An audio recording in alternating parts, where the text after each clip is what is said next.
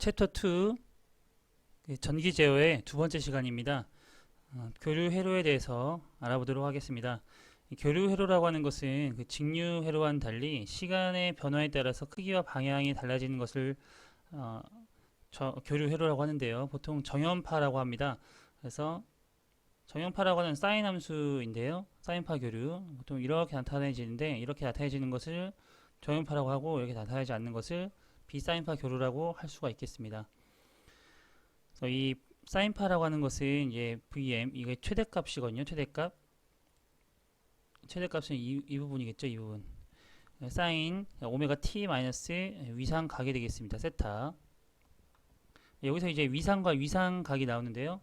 이 두 개 이상의 교류를, 그러니까 주파수가 같은 그 교류를 나타나고자 할 때 그 특성을 비하는 데 있어서 위상이 사용이 됩니다. 이 교류 전압파형인 V1과 V2는 이 부분 V1과 V2는 간격이 같죠. 간격이. 이렇게 간격이 같죠. 그렇기 때문에 주파수가 같은데요. 이게 V2가 좀 늦게 시작했다고 보시면 되겠습니다. 시간차가 있는 거죠. 이런 것을 위상차라고 합니다. 이게 V1과 V2를 얘기를 할 때 V2가 V1보다 늦게 시작했죠. 그래서 V1은 V2보다 위상에 앞선다고 할 수 있습니다. 얼마만큼요? 세타만큼. 위상차가 세타니까요. 세타만큼 앞선다고 볼 수 있고, V2는 V1보다 세타만큼 뒤진다라고 알 수가 있습니다. 그렇게 표현을 할 수 있습니다. 그래서 동상이라고 하는 것은요, 이렇게 주파수와 같은데 이렇게 높낮이가 있는 거 있죠? 높이가 다른 것, 이것을 이제 동상의 전압과 전류라고 합니다. 전기파 교류 표시할 때 이렇게 순식값을 나타낼 수가 있고요. 그러니까 변화 순간의 값을 순식값이라고, 최대값으로 많이 나타나게 됩니다. 진폭이 최대 때 값이죠. 그러니까 이 부분일 때죠. 이 부분. 평균값이라고 하는 것은 최대값 곱하기 이제 파이 분의 2. 이 부분이 굉장히 중요하고요. 최대값과 평균값, 실효값도 중요합니다. 이 세 개가 굉장히 중요한데, 구하는 공식이 두 개가 있는데요. 이 두 개를 꼭 알아두시기 바랍니다. 실효값 같은 경우는 교류의 전압, 전력 크기를 나타낼 때 일반적으로 특별한 언급이 없을 때는 실효값을 나타내게 됩니다. 그래서 최대값 곱하기 루트 2분의 1인데요. 그래서 최대값은 실효값의 루트 2배가 되겠습니다. 이 두 개씩을 꼭 알아두시기 바랍니다. 피크 값은 파형의 최소와 최소값의 사이 값이고요. 여기죠. 파고율이라고 하는 것은 실효값분의 최대값. 사인파의 경우에는 파고율이 루트 2가 되겠죠. 왜냐면 이제 최대값이 루트 2배, 실효값이 루트 2배니까요. 그래서 루트 2가 나오고요. 파형률이라고 하는 것은 평균값분의 실효값이 나옵니다. 그럼 평균값은 뭐였죠? 평균값은 최대값 곱하기 파이분의 2니까요. 이거분의 실효값은 이제 루트 2분의 1이 되겠죠. 이게 아닙니다. 잠시만요. 계산이 조금 잘못됐습니다. 제가 식을 좀 잘못 썼네요.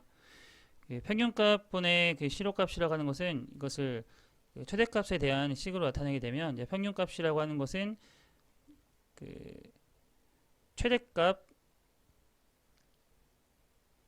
최대값에 관한 식으로 바꾸게 되면 2분의 파이가 되죠. 그래서 평균값이라고 하는 것은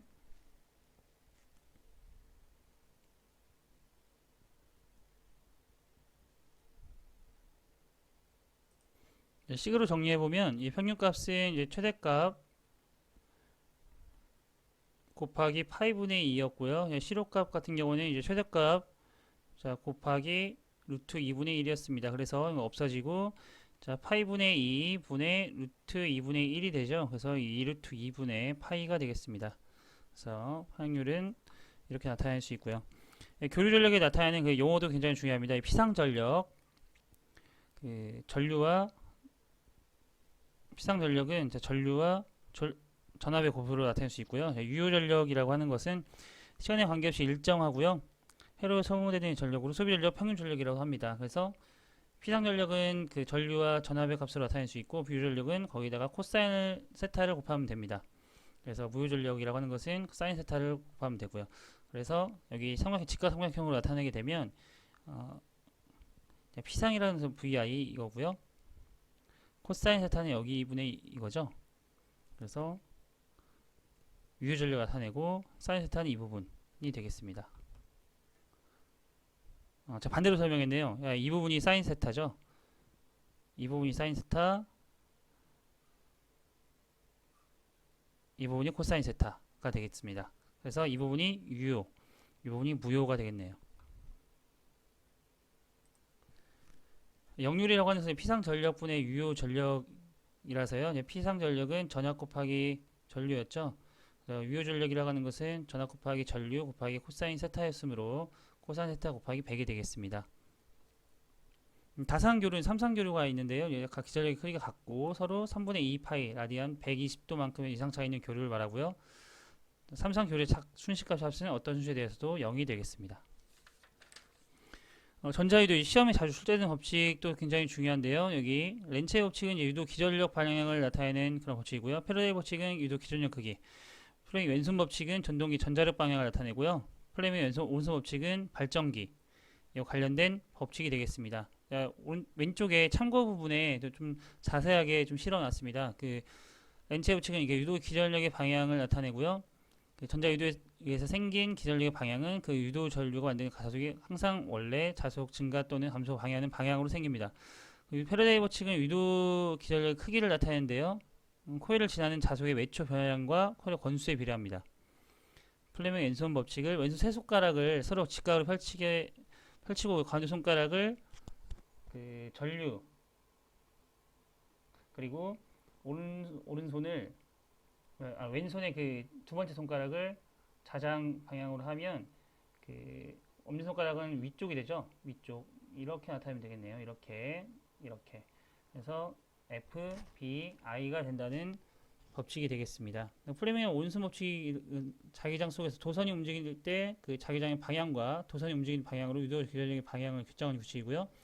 앙페르 오르나사 법칙은 그 전장에서 했었죠. 이게 전류에 의해서 전류가 이쪽으로 방향이 되면 이게 감싸는 그런 방향으로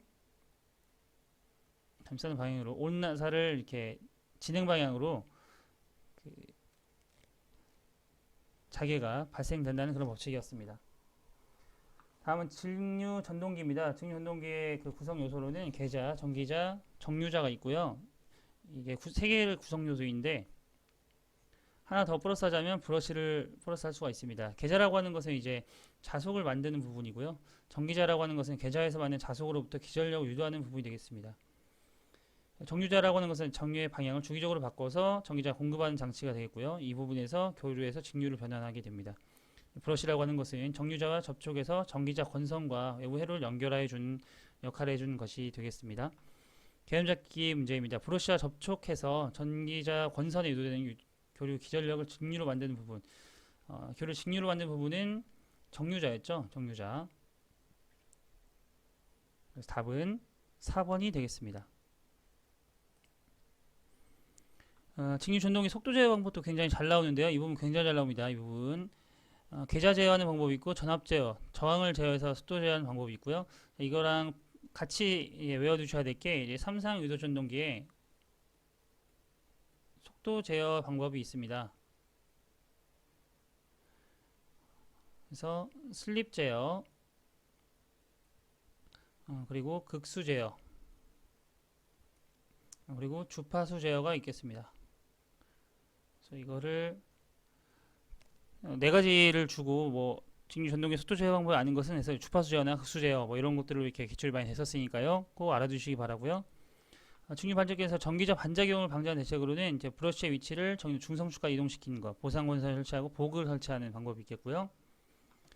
직류 전동기의 종류로는 직권 전동기, 분권 전동기, 타회자 전동기, 복권 전동기가 있는데 이 분류하는 방법으로는 직권 전동기는 계자 건선과 전기자 건선이 직렬 연결되어 있습니다. 그래서 이것은 토크가 높고 좀 위험할 수 있으니까 잘 안 쓰이는 그런 전동기고요. 그 분권 전동기 같은 경우는 계자 건선과 전기자 건선이 병렬 연결된 전동기를 뜻합니다. 타이저 전동기는 그 별도의 계좌 전원이 필요한 전동기를 이해하고요. 복권 전동기는 직렬 영역과 병렬로 혼합된 그런 전동기가 되겠습니다. 유도 전동기는 이제 원리는 이제 아라고의 원판 실험인데요. 이 부분 중요합니다. 유도 전동기의 원리, 아라고의 원판 실험이라고 알아두시면 되고요. 비자성체인 알루미늄 혹은 구리로 만들어진 원판 위에서 영구 자석을 회전시키면 원판도 자석의 방향으로 함께 회전하는 그런 원리를 이용한 전동기가 되겠습니다. 산상유도 전동기 기동 방법으로 분산 기동형, 쉐이딩 코일형, 콘덴서 기동형 이렇게 종류가 있고요. 삼상 유동기 전 구조로는 회전자 철심과 고정자 철심, 고정자 권선 이게 세 가지 있겠습니다. 노형 유도 전동기의 기동법은 전자납 기동법, 기동 보상 기법, 스타, 델타 기동법, 레이터 기동법 이게 네 가지가 있고요. 이 기동 보상법이 가장 기술이 많이 됐었습니다. 기동 보상법이 가장 복잡합니다. 유도 전동기의 속도 제어법에서는요, 위에서 말씀드렸다시피 주파수 제어, 극수 변환, 전압 제어법 이렇게 나타낼 수가 있겠습니다.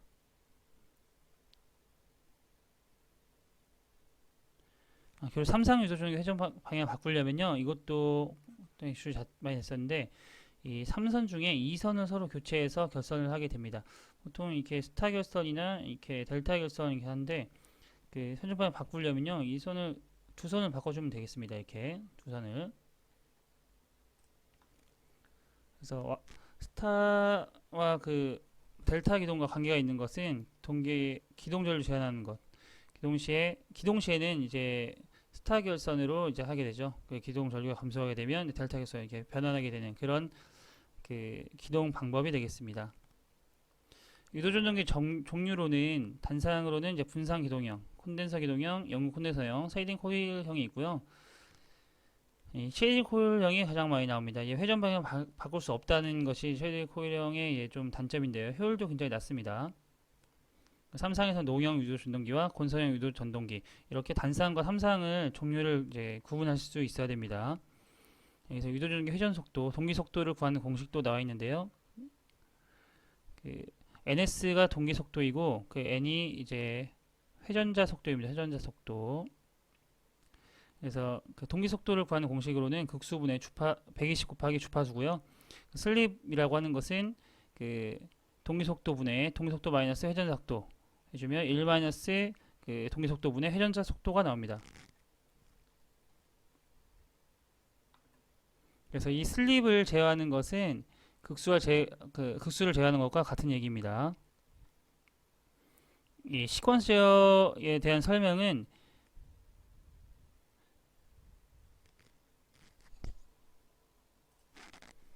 공업 계측편에서 다뤘으니까 이거는 스킵하도록 하겠습니다. 여기서 이제 용어들만 좀 이렇게 짚고 넘어갈 건데요. 여기 뒤에 보시면 자기유지 회로라고 하는 것이 있습니다. 그리고 개로 있죠, 개로. 회로. 그 스위치를 릴레이 등으로 여는 것을 개로라고 하고요. 닫는 것을 회로라고 합니다. 그리고 기동이나 정지 있죠? 운동시키게 하는 거, 그리고 운동을 정지시키는 거, 동작에는 동작 소정에 작용을 하는 거고요. 어떤 원인 주어서요. 복귀하는 것은 동작 이전 상태 돌리는 것. 여자라고 하는 것은 전자력이 발생한 상태, 소자는 전자력이 없는 상태를 알아두시면 되겠습니다. 이 전달함수 관련된 거는 가끔 출제되는 내용인데 그 전달함수는 비례요소의 전달함수는 K로 이제 얘기를 하고요.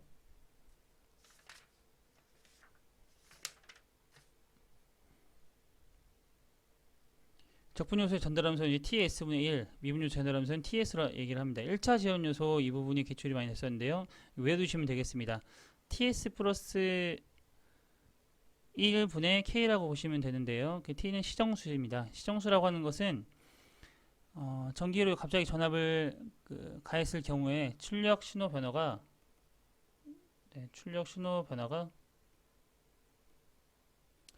정상 최종값의 63.2%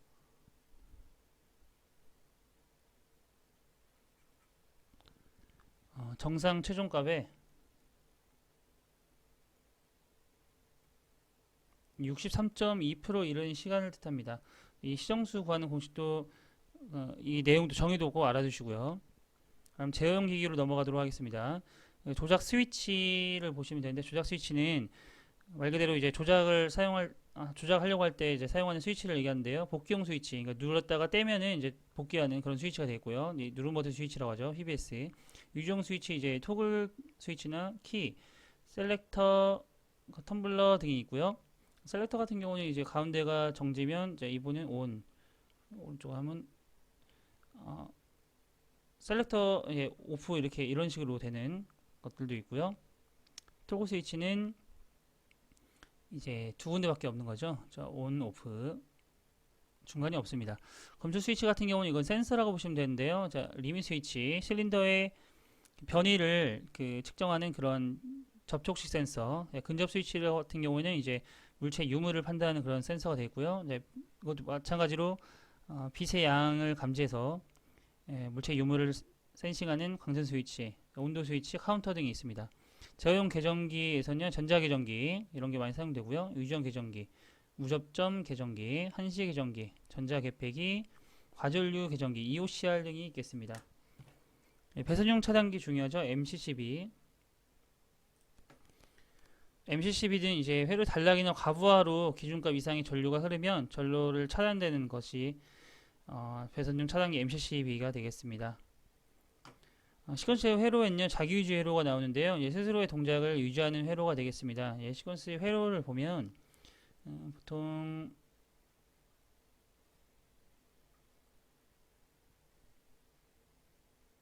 자, 스위치를 눌러서 이렇게 계정기로 PBS 스위치를 이제 사용했을 때 이제 릴레이를 계속 유지하고자 할 때는 이렇게 릴레이의 접점을 본인한테 자기 전원에 보내줌으로써 자기유지를 해주는 것이 자기유지 회로가 되겠습니다. 눌렀다 떼도 이게 계정기가 계속 유지가 되고 있는 여자가 유지되고 있는 거죠. 금지 회로 같은 경우는 이제 낫입니다. 낫 회로. 일치 회로 같은 경우는 두 개가 일치해야 출력이 나타나는 회로가 되겠고요. 입력된 두 개의 값.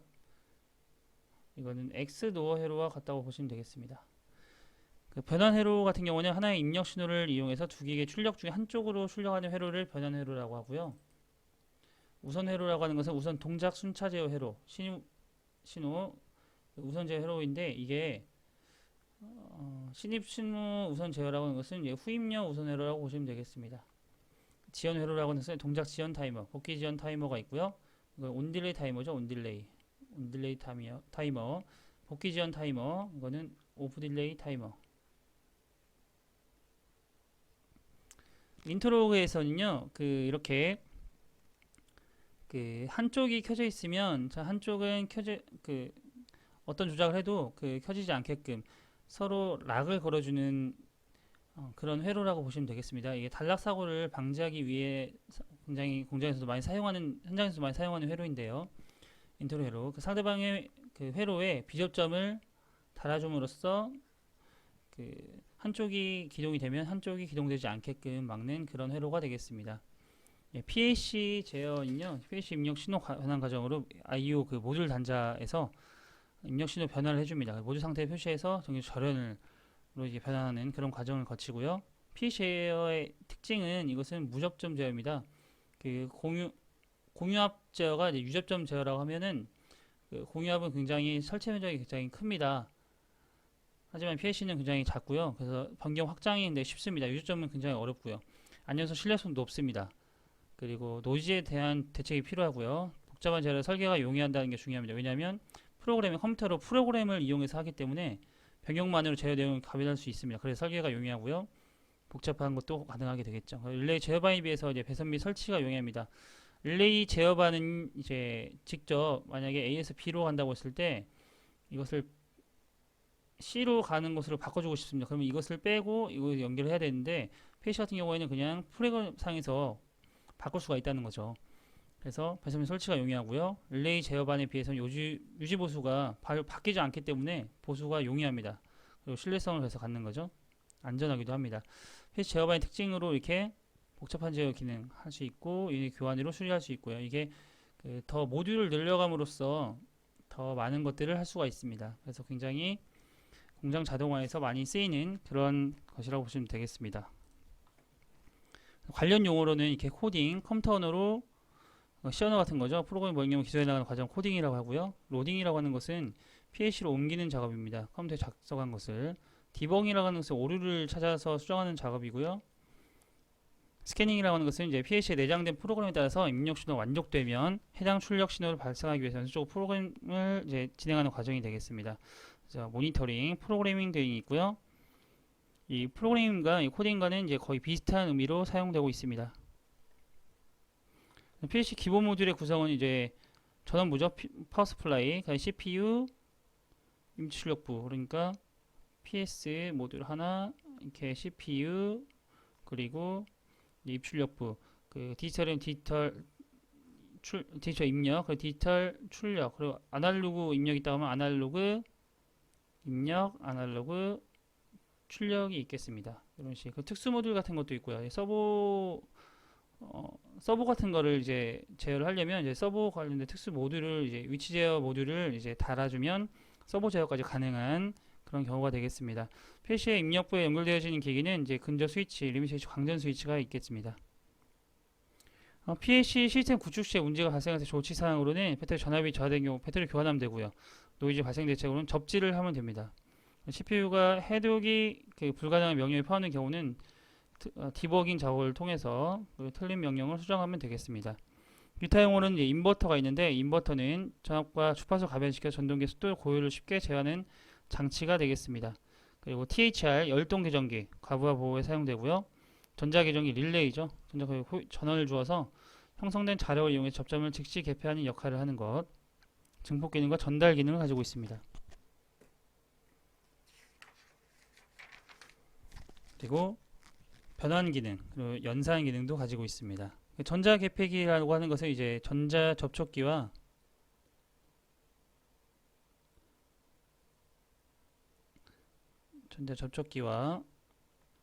과부하 계정기가 합쳐진 일차된 것으로서요. 전자석의 동작에 의해서 부하의 전류를 개폐하는 것으로 계정기의 구조와 원리가 같습니다.